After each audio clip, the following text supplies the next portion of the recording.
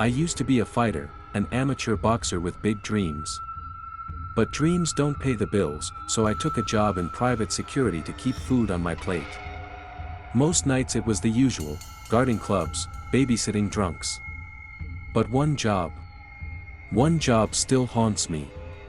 It was a funeral.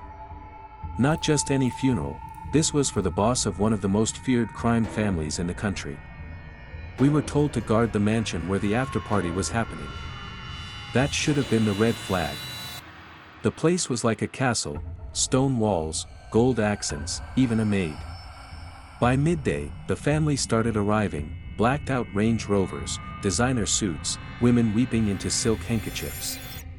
There was so much wealth, and so much tension.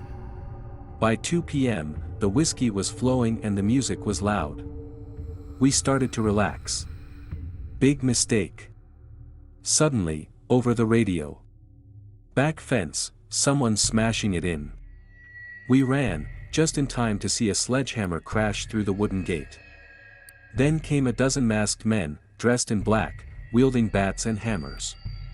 We tried to get everyone inside, but they followed, crashing through a glass door like monsters. Chaos exploded. Drunk gangsters tried to fight back with their fists, but they were slaughtered. Blood. Screams. Bones breaking.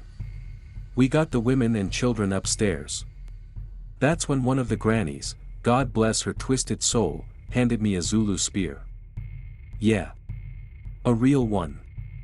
They had an actual stash of ancient weapons upstairs. Swords, spears, even a broad axe. We stood at the top of the stairs, waiting.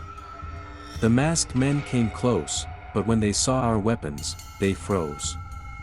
Then, out of nowhere, the women started throwing heels, ashtrays, statues from the balcony.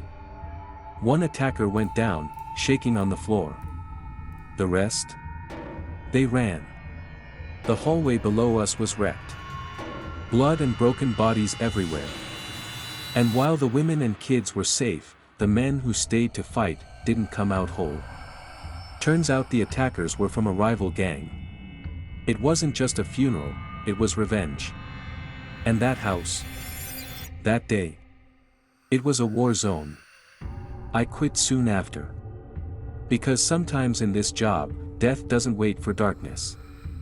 Sometimes, death comes back in daylight.